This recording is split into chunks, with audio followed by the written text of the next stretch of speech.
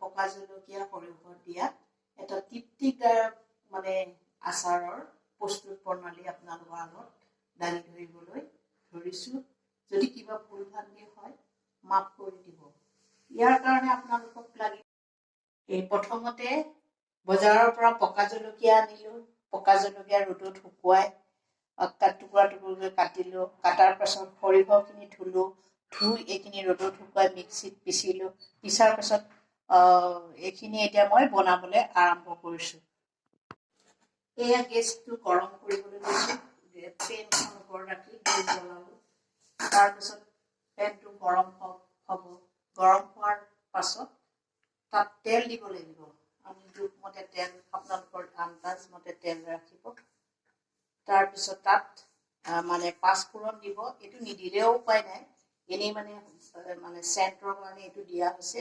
আৰু ভিনেগাৰ, এই মানে তাত হোৱাৰ শেষত ভিনেগাৰ দিব লাগিব।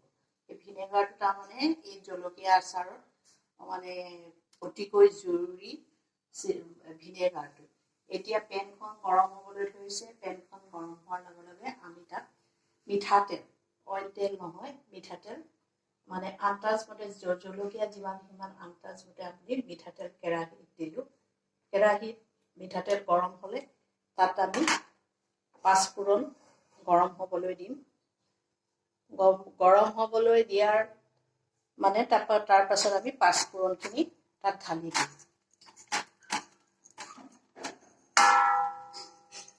গৰম হ'বলৈ সময় লাগিব। মিঠাতেল গৰম হ'বলৈ অলপ সময় লাগে।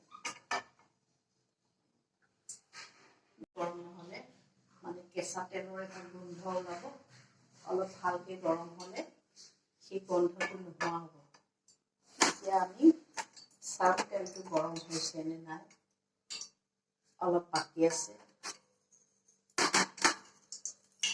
তেলটো গৰম হোৱাৰ লগে লগে পাঁচফোৰণখিনি ঢালি দিছোঁ। ঢালি দিয়াৰ লগত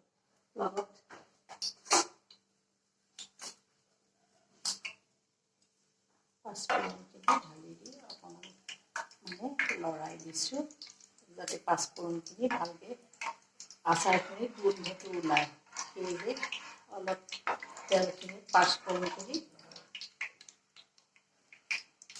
লৰাই দিছোঁ। জলকীয়াখিনি ঢালি দিব। সৰু সৰুকৈ কাটি লোৱা জলকীয়াখিনি সেই তেলতে ঢালি দিব। ঢালি দি ইলুটি কৰি দিব। ইলুটি কৰি দিলে অকণমান 2 মিনিটমান ইলুটি কৰাৰ পাছত আপোনালোকে নিমখখিনি আন্দাজমতে তাত দি দিব।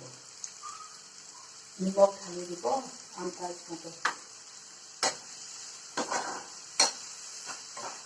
নিমখখিনি ভালদৰে মিলা হোৱাৰ পাছত নিমখখিনি ভালদৰে জলকীয়াৰ লগত জলকীয়াৰ ভিতৰত সোমাই পৰাকৈ অলপ ইলুটি কৰি দিব। কৰি দিলে তাৰমানে নিমখখিনি জলকীয়াৰ ভিতৰত সোমাই যাব। আৰু তাৰপাছত আপুনি সৰিয়হৰ গুড়াখিনি আন্দাজমতে যিমানখিনি জলকীয়া সিমানখিনি সৰিয়হ তাত দি লৰাই চাব।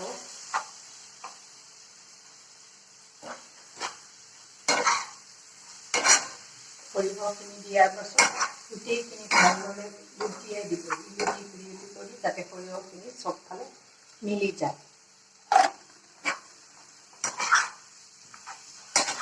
পাছত ইয়াত অৱশ্যে তেল কম হ'লে তেল পাছত দি দিব পাৰিব জোখমতে।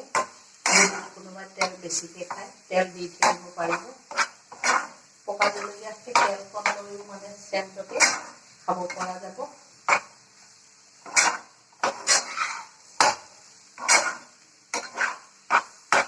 এতিয়া আচাৰখিনি প্ৰায় হ'ব হৈছে, বেছি সময় নালাগে।